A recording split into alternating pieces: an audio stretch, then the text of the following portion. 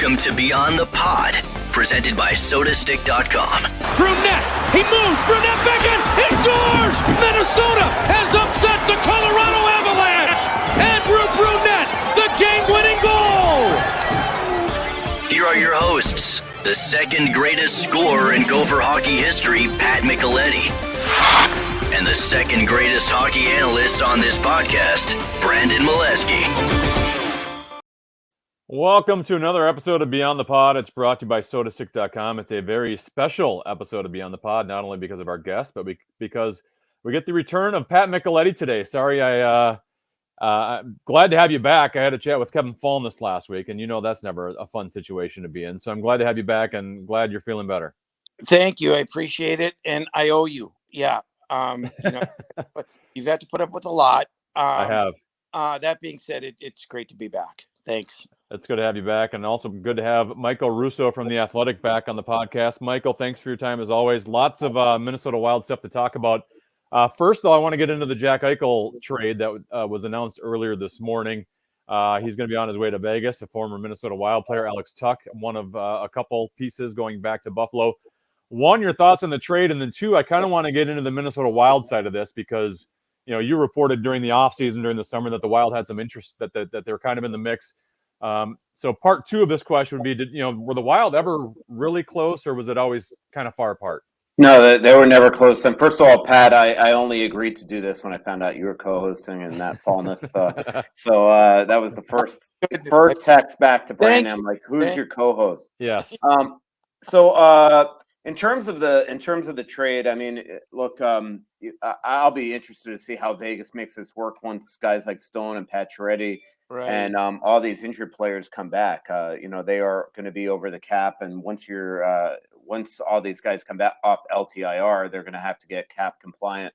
So that's the first thing. But I think Kelly McCrimmon probably figured you don't have to worry about that decision today. They have plenty of time to try to trade a Marchessault or a Theodore or one of those defensemen, Alec Martinez, somebody that's making a lot of money. But it's amazing how Vegas always winds up making the huge trade, whether it's Stone or Pacioretty. Right. They just always figure out a way to add a $8, $9, $10 million salary to their lineup, and they all have the same cap hit as everybody else. Tuch had to be in the deal money wise. I bet you that once he lets right now he's hurt. Once he lets that kind of the disappointment of leaving Vegas get off of him, I think he's going to be really excited to go to Western New York, where he's from. He grew up in that area, in Syracuse, so he knows the Sabres well. I think he'll do really well there.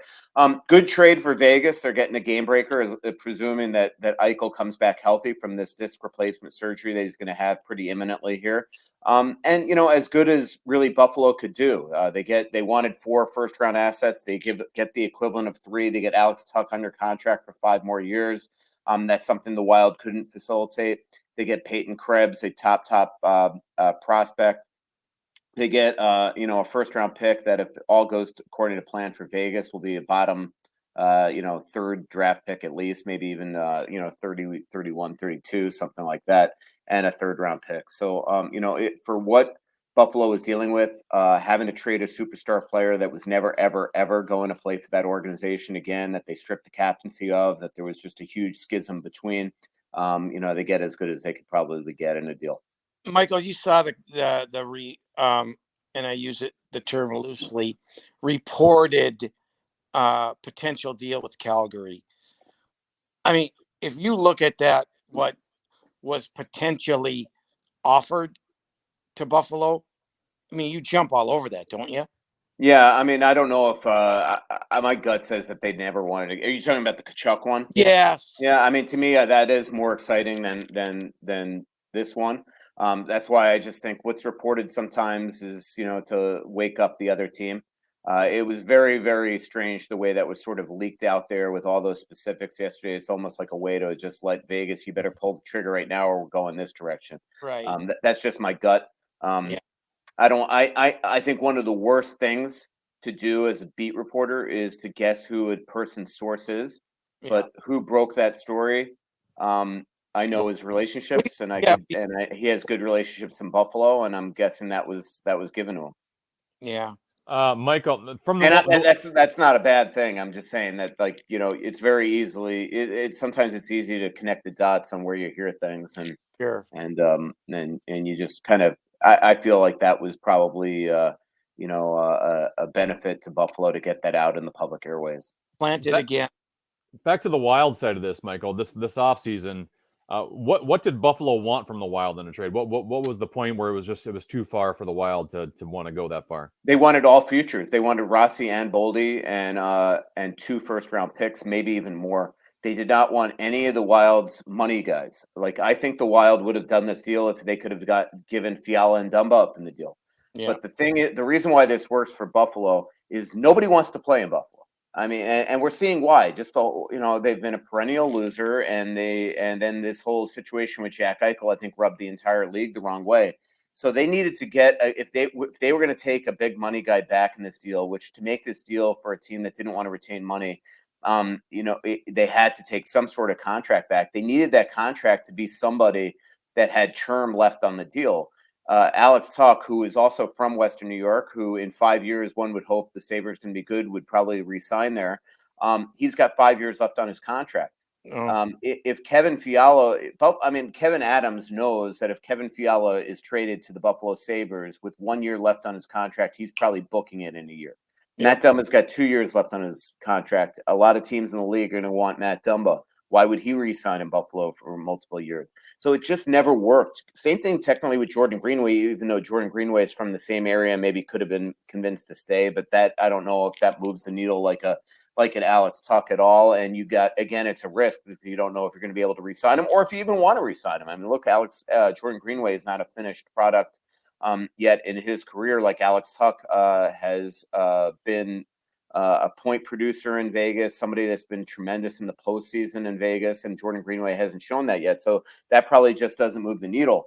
So if you're Bill Guerin and you give up Rossi and Boldy in this move and first-round picks, but you can't afford Jack Eichel because now you're going to have to find other places to send Dumba or Fiala, it just never, ever worked. And so the guys with term that he has re-signed, he wasn't going to move. And the guys without term, Buffalo had no interest in. So, while we might all look at, say, well, Kevin Fiala and Matt Dumba would be the better asset for Buffalo than a Alex Tuch, it doesn't help Buffalo if they don't think that they could get those guys locked up. So I just don't think the Wild had the ability to do it, because if Buffalo was not willing to get off the futures, then you're trading Fiala and Dumba elsewhere, and now you've got an injured Jack Eichel, no futures, and you've just traded those big money guys somewhere else. So it was like, next thing you know, you have an injured Jack Eichel and what else? And I think that's what ultimately got the Wild to back out of the deal.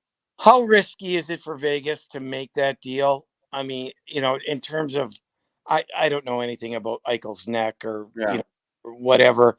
Do you know much? I mean, I just know what I've read and heard on Elliot Friedman and Jeff Merrick's podcast a couple of months ago, when they had the surgeon that wants to do the surgery on there. And, I mean, it's one side of the equation. We haven't heard from the Sabres doctors explaining why they didn't want to do that surgery and want to do the fusion surgery. But listening to one side of it, it made all the sense in the world to me to just let the guy get the surgery that he wants to get done, especially because this is supposed to be a permanent solution as opposed to the fusion that you're going to have 8 or 9, 10, every, 7 or 8, 9, 10 years potentially. I don't think it's a risk for Buffalo. I really don't. I mean, yeah, it stinks giving up Krebs. They give up a 29th, 30th pick. It stinks. But if you are getting Jack Eichel healthy, he's better than everybody in this trade. He's a true superstar center. But the problem is, when is he coming back? How long is it going to take for him to become 100% after the surgery? My gut says that you're hoping that by next season he's the Jack Eichel of old, and you're probably not expecting that this season when he eventually comes back from his injury, and hopefully all goes well with him. So you're getting 4 years of him at $10 million for a team that really, I think, when we look at the Vegas Golden Knights, they're not unlike the Minnesota Wild. One reason why that team hasn't, in my eyes, gotten over the hump in the playoffs is that their center depth has not been good at all beyond William Karlsson. Erik Haula, his first year there, he had 29 goals, was great in the playoffs, but they obviously got rid of him. And right now, I mean, look, I like Chandler Stevenson, but he's your number one center. Yeah. not exactly moving the needle. So again, that's not unlike Minnesota here, where I think you look at the Wild and you say, all right, that's where they lack their depth. So I think you add Eichel to that mix, and that's the gamble that they're taking right now. And from the moment they entered the NHL, the Vegas Golden Knights have been in win now mode. I don't know if the first year they thought they were in win now mode, but then when they wind up in the Stanley Cup final and realize, wow, we have a lot of pieces here that are really good players, it's going to be really interesting. Just looking at Cap Friendly right now, as I have both links up, there are ways that Vegas will be able to get under the cap. I got to think Riley Smith is going to be somebody that they're going to be able to flip at some point this season. They're probably going to have to get rid of another player as well. And there's just tradable assets up and down that lineup. So I just think Kelly McCrimmon and George McPhee probably at the end of the day just figured, you know what, let's get the player, get him under the, get him the surgery, get him going on that. And then when all of a sudden Mark Stone's healthy, Max Pacioretty is healthy, and we got to then eventually get Jack Eichel off LTI as well, they'll just deal with it then. And so I think I think they just took a risk from that standpoint, that they're going to be able to move other players, and they've always shown their ability to do that. All right, let's get into the Wild side of this. Obviously, the star power of Kirill Kaprizov and Kevin Fiala, their start to the season has been a big talker, with Kaprizov not scoring. Finally, he scored in overtime against Ottawa in game number 9. Through 9 games, obviously, I think both of them, especially Fiala, I thought played really well against the Senators. Any concerns about those two moving forward? Not really. I mean, my only concern with Fiala is that this is now a trend where we're seeing him have to generate a gazillion chances to score. We saw it in the playoffs. We all looked at the playoffs and like, all right, he didn't produce, but he had just a million chances and he didn't score. And then it happened again in the preseason and he didn't score. And then it happened the first 3 or 4 games of the season and he had the 1 goal. And then he went into a frustrated rut. And then he finally, I think after a lot of scrutiny and playing really, really poorly in Denver, and Seattle for that matter. Although Seattle, he could have produced. That was the one thing, is he had the chances in Seattle. He didn't get any in Denver. I just feel like, that is starting to become a little bit worried. Like, is he the true game breaker? We all know that he could get on these unbelievable hot streaks. At the end of last season, at the end of 2 seasons ago, he was absolutely scorching hot. Very, very similar to the point production the end of last year, the last 20 games, and the final 16, 18 games of 2 seasons ago, when he completely erupted with 14 goals and 12 assists in I think 18 games. So that's my only concern there. But you just know that he still has all the talent in the world. My only problem with Kirill is that we just don't see that explosiveness with his skating right now. And look, he's getting focused on, right? I think that he's seeing teams that he hasn't seen before. They know who the big guys are that on the Wild that you have to check, and so he's getting enveloped, as I like to say. He's just being smothered a lot of the times. So we haven't seen those shifts at all this season, where he's circling the entire offensive zone like Pierre-Marc Bouchard used to do, edge work, all that stuff, because he's got no room to perform. But what I liked about last game is that even though it took him until 3-on-3 to score the goal, he was getting to the areas that he scored goals last year, in front of the net. He had that beautiful play that if he scored the goal in the third period, it would have been highlight reel of the century. But just the fact that he was there makes you really, I think, uplifted that now we're going to see him get on a bit of a streak here. So, I think they're both going to be fine. The good news is that they're 6-3 in large part because they've got an immense depth scoring this season with guys like Hartman and Foligno and Sturm and Duhaime and all these guys scoring goals as well. Guys on the blue line scoring goals. So now if all of a sudden Fiala and Kaprizov start to get theirs and the other guys continue to contribute, it could be a team that makes some noise here in the Central Division. Okay, Michael, before you laugh at me, and Brandon, you too, I'm a big chemistry guy, right? In terms of guys playing together. Am I crazy enough to think that Victor Rask might be back in the middle between Zuccarello and Kaprizov? Kaprizov scored when he played with Victor Rask. Like it or not, he did. He had 29 goals. And Eriksson Ek, with the chemistry that they had as a line last year, Foligno and Greenway. Am I crazy enough to think that may not be a possibility? Seeing, just again, their depth up the middle. Not that Eriksson Ek is not a number 1 center, but is he the right fit with with Zuccarello and Kaprizov. It's early. We've only played 9 games, so I don't want to get over the edge here. But could that be a possibility? I mean, it definitely could. I mean, we know that the one thing that we all know is that Dean Evison thinks much higher about Victor Rask than a lot of anybody. people that covers him do. They really like his offensive mind. His one deficiency is his skating, right? But look, I think that I want to be careful the way they say this, but I think that they knew coming into this year that Kaprizov and Zuccarello wanted a change too. But is it working? I think that they thought that line would be much more productive at this point. Obviously, Eriksson Ek had the one breakout game where he, had the hat trick. But he's sort of reverted to his old ways of, like the old Joel Eriksson Ek could have a puck sitting on that goal line with no goalie in net and would somehow miss it. And we're starting to see that again from him.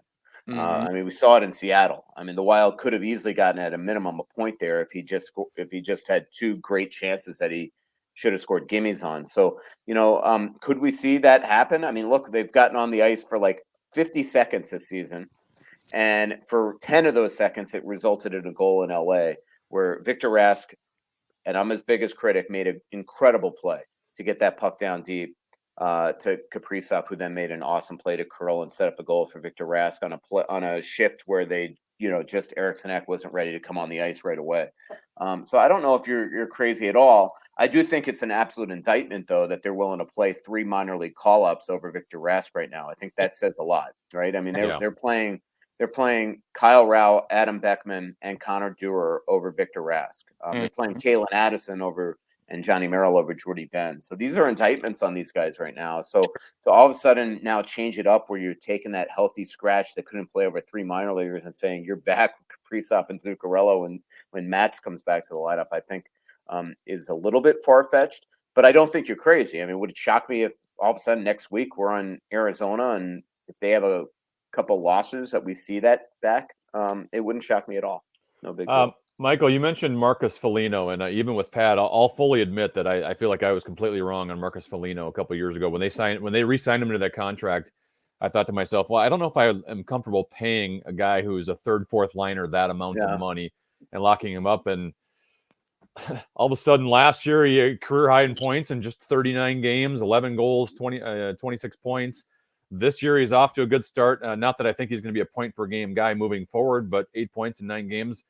And he's doing it, it's not like he's making this jump up at the age of 25 or 26. He's doing this at 29, 30. What's changed with Marcus Foligno the last 2 years where he's got a little bit of a scoring touch to him? Yeah, well, I mean, he goes to the places where you got to score a goal, and he is scoring huge goals. I mean, he gets the tying goal the other day. He got a big goal on I'm trying to remember what one of the games as well. He obviously scored the huge goal with 7 seconds left in Anaheim on opening night. He leads the league in shooting percentage in the past 2 years. I mean, that's pretty bonkers, almost 30%. And obviously that's because he scores within an inch of the net a lot of the times. Right. But look, he comes from an incredible pedigree. I mean, his dad was a coach, his dad was a captain, his brother was a captain. He could be the captain. He's, almost the emotional leader of this team. And he doesn't do it just with physicality and fighting now. He's scoring goals. He's such a voice in that locker room. He calls out the leadership. Not only does he call out the leadership in Denver after the game, and calls out's a strong term. He said voices, which is why I love him. He's so accountable. He says he was disappointed with the way that the leaders like himself were leading these young call-ups, that they need to be shown how to play. And so he calls them out, but he also kind of is very candid about Kaprizov and Fiala and said they need to work harder. And that's how they're going to get out of this slump. But what does he do the next game? Not only do Fiala and Kaprizov work harder and play unbelievable against Ottawa, but he comes up and shows up and scores 2 big goals, including the tying goal. So you're absolutely right. We were all late to the party on him. He started. Bruce Boudreau was late to the party on him, right? He comes here. He didn't know a lot about him. He played him on the 4th line. And now what's really neat is we're starting to see the evolution of Ryan Hartman follow that same template of Marcus Foligno, where Hartman got here, 4th line role, didn't get a lot of minutes. You're kind of learning, all right, how good is he and now he's scoring huge goals and playing a huge role on this team. So that's the difference between this team and yesteryear's team. It's you've got all these hardworking, and you could call, I mean, Foligno, Hartman, the way the Wild run their lines, I mean, they're basically the second line, but you call them bottom six, whatever. But you got Nico Sturm. Nobody ever questions his work ethic. Brandon Duhaime, nobody ever questions his work ethic. Bukestad, same thing. That's the difference with this team. And that's why they were able to survive so far when Kaprizov and Fiala weren't scoring every night. Michael, I've seen two games where I would call them, let's use the word clunkers, right? Mm-hmm. Nashville, and then I didn't think they were very engaged in Seattle. Okay, Yep, completely agree. That's my opinion. But that being said, they seem to have that knack to be in every game every night because they work hard and they have enough guys to get a tying goal or get a game winning goal, whatever. That being said, when what's missing from this team to take it another notch?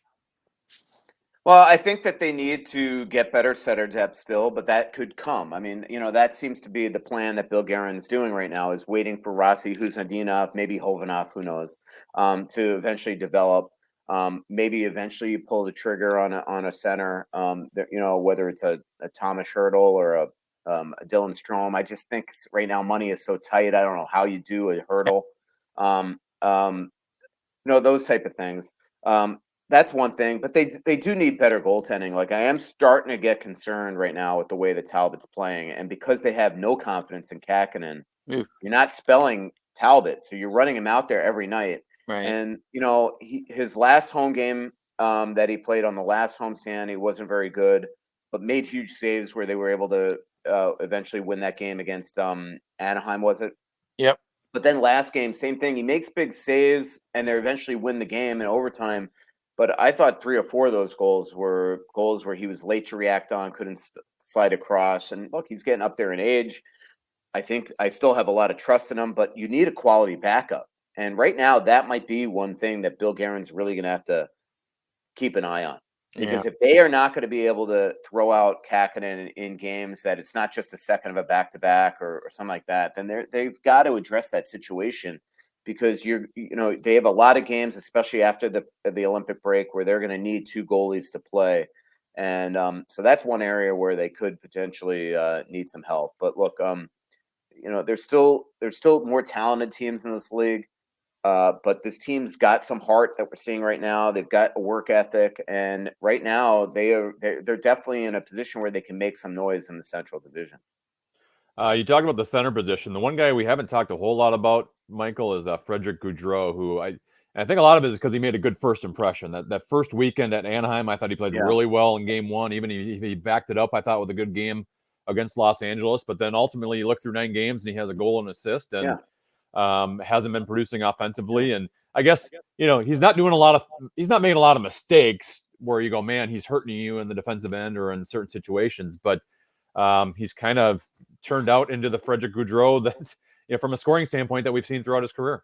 And that is my concern with him, is like, look, he does a lot of great things right, especially in the offensive zone. But at the end of the day, he can't score. And at the end of the day, a lot of pucks roll off his stick. I didn't like the move the other day. I know Zuccarello's out. I hated the move in Seattle to have Victor Rask on the power play. But I don't like the move of putting Gaudreau on that top unit. I mean, I'd much rather see Adam Beckman or somebody else. Right. Or play Dumba on the first unit with Dumba. Spurgeon and put him in the left circle. Like, it drives me crazy that the Wild's power play never uses Dumba in the left circle to just unleash shots. Yeah. So that's, and even when Dumba's on the power play, on the second unit. So I just, Gaudreau's not a scorer. It's been that way his entire career. And that is the issue of when you're playing with Fiala all the time or putting him in those positions. So, but I like the pickup.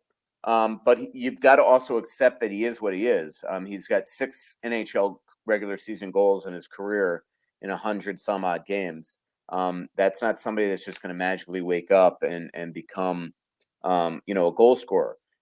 he's a weird player because he just, he does so many good things right. He has great stick skills. He's extremely smart. He works his butt off.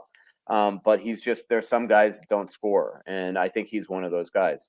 And watch he'll score tonight, because the last time I said that somebody supplied zero offense, it was about John Merrill, and he scored that goal, his first goal with the Wild that night on a great play. And by the way, I mean, I'm starting to really dig John Merrill as a player. There's just I know he's not a guy that's going to provide offense, but every time he gets that puck in the offensive zone and actually does a dangle, I'm like, he's going to score right here. He just has this way about him. And that's going to be an interesting thing coming up here that we'll find out maybe in practice here or this weekend is what are they going to do with Kalen Addison now? Yeah, he's good. Like Alex Goligoski is about to return to the lineup. They have back-to-back games this weekend. If I were the Wild, I'd probably say to Goligoski, you know what, don't even come to Pittsburgh. Get ready for Sunday, or we'll play you next week in Arizona. Take some more time off, because he is dealing with something in his upper body that probably needs some time to heal and not get hurt again. And when you don't need to play him, don't. Let him get better. But I'd love to see Addison play in Pittsburgh, go back there where the Wild got him. That'd be a really neat story, him going to finally play in that building in a visitor uniform. But when he comes back, when Goligoski is ready to come back, what do? Do you put Jody Benn through waivers? Do you flip him for a pick? Kalen Addison should stay. Yeah. But even if Kalen Addison stays, then you're taking Johnny Merrill out of the lineup because Kulikov's been good. Yeah. It's kind of interesting. So they, suddenly, because Addison is playing well, I know it's a short sample size, but Addison doesn't look like he looks belong good to me. And I will say, last year in the playoffs, I was really impressed with his poise. Like, I can't believe that a 21-year-old could step into Vegas, never play a playoff game, and play and not look out of place. But I still have always, to me, looked at him and said, the jury's out. Is he going to bring offense? Is he going to be able to defend these big forwards? And he's got this poise to him, this confidence to him. And he is really in these, I know he's played 2 games, but he has really sold me. Like, I loved his game in Denver. And that game, the Wild really, I know Wild fans were really pissed off with Dean Evison coming out after the game and saying they played great and deserved better and all that stuff. They did deserve better. They played well that game. Yeah. They had one bad shift that turned the game around. And, and their stars didn't show up that game the way that Landeskog and McKinnon did, but they played well. Let's put it this way. I was in the 2 games last year where they lost by a combined 11-1. Yes. They weren't humiliated this time. They played well and probably did deserve better. All right, 2-parter for you. When are we going to see Zuccarello and Pitlick back? And secondly, Pitlick has played center in the past.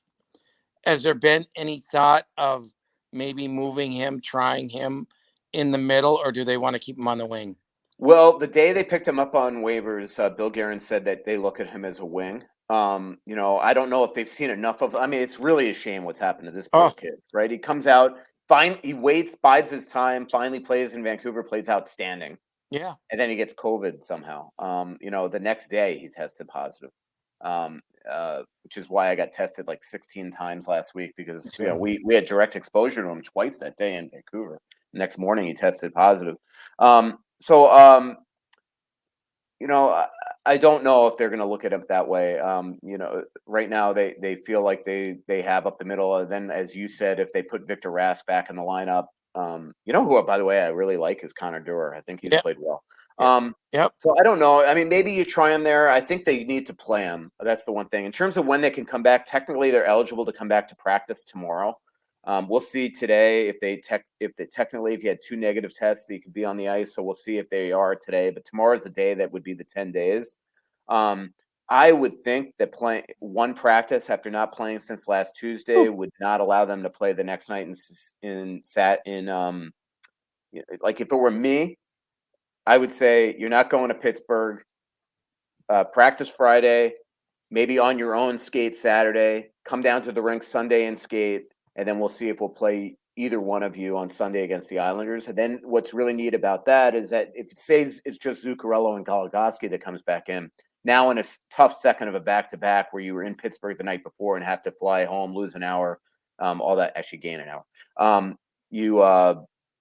At least then you got a couple fresh bodies coming to the lineup too. So maybe even 3 if you play Pitlick and you reassign a door or somebody. So we'll see what happens. All right, final question for you, Michael, and you kind of led right into it. The New York Islanders come to XL Energy Center on Sunday, which means Zach Parise returns. I know I don't think he's had a great start so far with the Islanders in a small sample size here, but have you had any conversations with Zach, and what are the chances we see a deflection or a rebound goal from Parise and he shows a little extra emotion after he scores? I think he would show an incredible amount of emotion and probably look right at the GM's booth, and then turn around and look right at Dean Evison. You know, that's why I need to be on the ice and don't need to come to the bench. It'll be on the power play too, right? Or it'd be funny if he's on for the empty net situation at the end. And, benches. But we talked to him yesterday. He said he's over it. He's trying to get used to his new surroundings. It's tough on him. His family's back here. I did correspond with his wife yesterday, and his wife brought the kids to Nashville and saw them play the other day in a road game that just had to be pretty cool. But look, he signed a 1-year deal there. They have a 13-game road trip to start the season before that new arena opens. So his family's staying back here, and he's just living in an apartment in Garden City. But I think he's looking forward to coming back here. It's the second of back-to-back for them too. So when he gets here that Sunday, he is going to be slammed with people to see, I'm sure. And his whole goal is just get the win and get out, and hopefully, in his case, score his first goal with the Islanders. It was neat seeing him yesterday because we did a Zoom with him, and he's in his Blue Islanders stuff and sitting next to Andy Green, and those two used to be longtime Devils teammates together as well. And his goal is to come here. I will say this: like, he has no goals, he has no points. He's played 7 games, only 12 shots. But if you actually look at that line that he's playing on with Pajot and Wahlstrom, their analytics are outstanding. Now, Wahlstrom seems to be the straw that stirs that line. Yeah. He gets a lot of the chances and things like that. And a lot of their chances are definitely not coming off the stick of Zach. But the line's been going well. And obviously Barry Trotz said a lot of good things yesterday about Zach as well. So, I just hope that Wild fans, because, Zach, it wasn't a great divorce from the Wild. It was an unfortunate situation, everything that went on last year with him, having to suck up the pride and be in the press box and get fourth line minutes. And we're starting to see his game diminish and all that stuff. And sometimes in situations like that, you think about the player at the end and not the player at the beginning. And the reality is that Parise came here. He had 199 goals. Most power play goals in franchise history, all-time leading playoff scorer. The team made the playoffs 8 of his 9 years. He changed the complexion of this franchise. He was a good citizen on this team. Hopefully Wild fans that never got to watch him last season and his last year, hopefully Zach Parise, who never got to say a proper goodbye to this organization, gets to do that. And we'll see if that happens. And I'm sure the Wild will honor him, and hopefully the fans show him some appreciation. Michael, as always, appreciate your time. We'll talk to you soon. Yep. See ya. Thanks, Mike. Michael Russo of The Athletic. Appreciate his time as always. And before I chat with you, Pat, let's mention our sponsor on Beyond the Pod. That would be SodaStick.com. You can get your original Minnesota sports-inspired goods at SodaStick.com. If you haven't seen this stuff yet, you got to check it out. All of their apparel screen printed here in Minnesota on super soft, super comfy shirts. You will love it, and we're going to hook you up with 15% off your next order. So use the code KFAN for 15% off. That is SodaStick.com. Original Minnesota sports-inspired goods. Use the code KFAN for 15% off your next order. Pat, I have some other non-Wild stuff, but I haven't had your Wild opinion in about a week and a half, 2 weeks. What have been your thoughts on the way they played through 9? Well, I stay impressed with their. They don't give up, and like I mentioned to Michael, there's only been 2 games where I thought, you know what, they're not engaged, but you're not. Again, I look at it, Brandon. It's such a long season. You're not going to have it every night. You hope, and Michael brought up a good point where, they're getting scoring from other people depth wise. And those guys are, they know where they stand. Right. And they want to stay up here. You look at, Dewar, Duhaime, Rao, guys like that, after in Beckman, they know they're looking over their shoulder. If I don't play hard, I'm going to be out of the lineup. And so I think that's pushed those guys to be better. And so, that being said, do I have some concerns? I brought up Victor Rask there. Now, is he the answer? Probably not.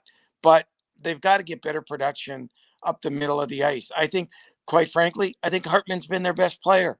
I really do. I think, every night he seems to be making a play.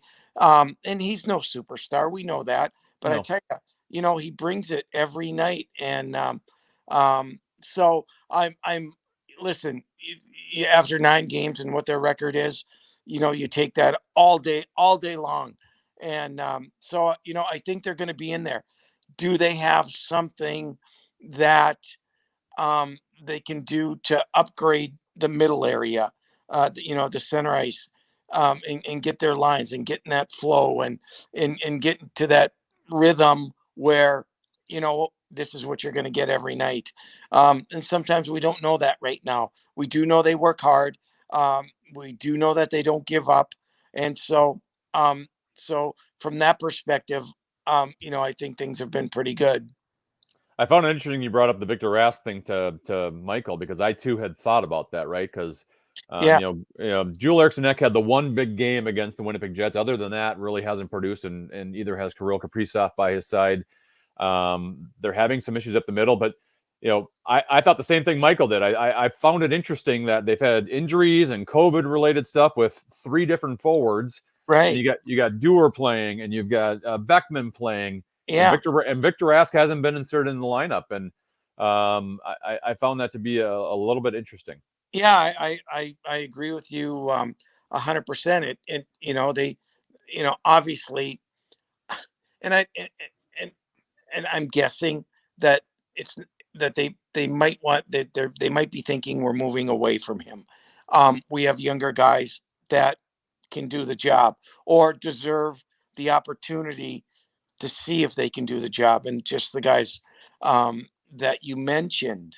That being said, I I look at it. It's such, we can talk about Kaprizov and Fiala all day long, but for me last year, that that line, and this is not an indictment against Eriksson Ek, uh, playing with Zuccarello and Kaprizov. It was just they had that line, right? When that line, Foligno and Ek and Greenway, when they were out there, it it just it just it was like, oh, we got to play against this line. That's a tough line to play against, and it was kind of their identity. And and maybe, yes, they're experimenting now, but maybe they go back to that, and every team knows, when we play against that line, it's going to be a battle. It's going to be tough. They change momentum. We've got to find a line that can play against them. And it's not all about goals and assists all the time. It's about momentum changing. It's about creating that identity. And this is a Minnesota Wild with this really hard line to play against. And then maybe that'll free up Kaprizov more. Maybe it'll free up Fiala more. Again, I think Michael brought up a good point. And with Fiala, it's almost back, Brandon, to where he's got to create on his own again. Yeah. And gets in trouble when he has to do that. When he tries to do everything. Well, Kaprizov's been doing a little bit of that Yeah. too.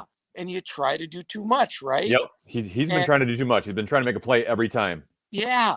And that's not good, Yeah. And I don't know if they feel pressure that they have to be the guys.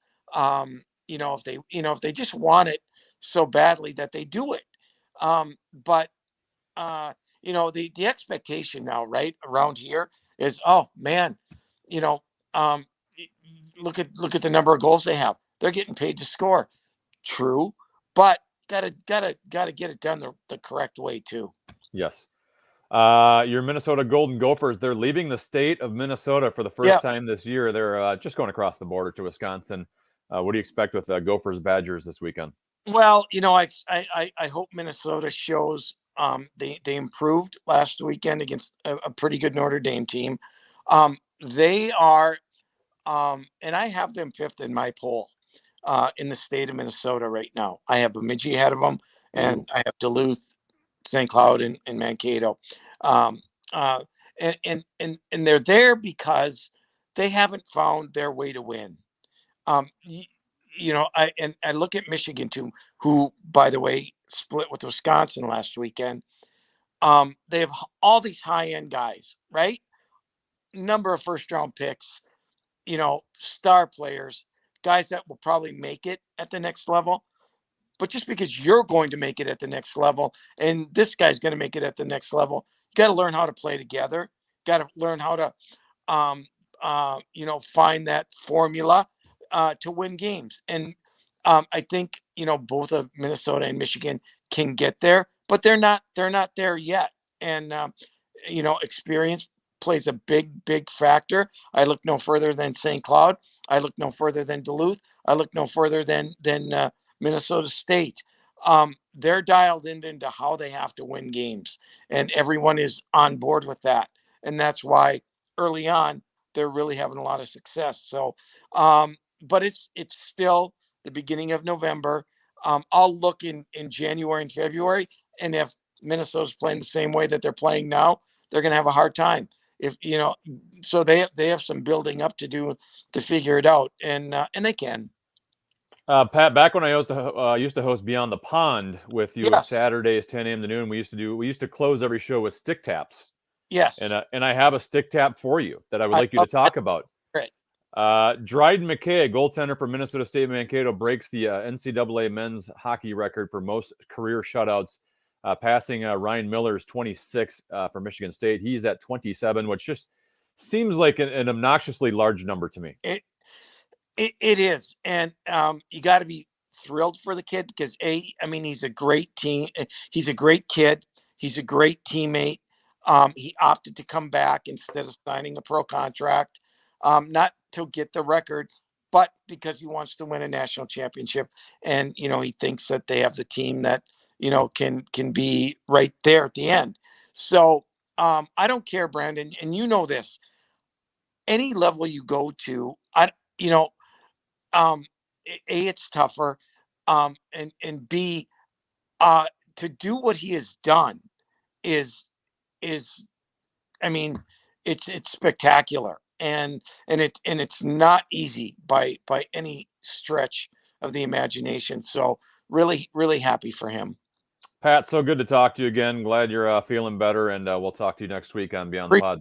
Appreciate it, Brandon. Talk to you soon. All right, he's Pat Micheletti. I'm Brandon Mileski. Thanks to sodastick.com for bringing Beyond the Pod this week. Thanks to Michael Russo for joining us. We'll talk to you next week on Beyond the Pod. Thanks for listening. Bye.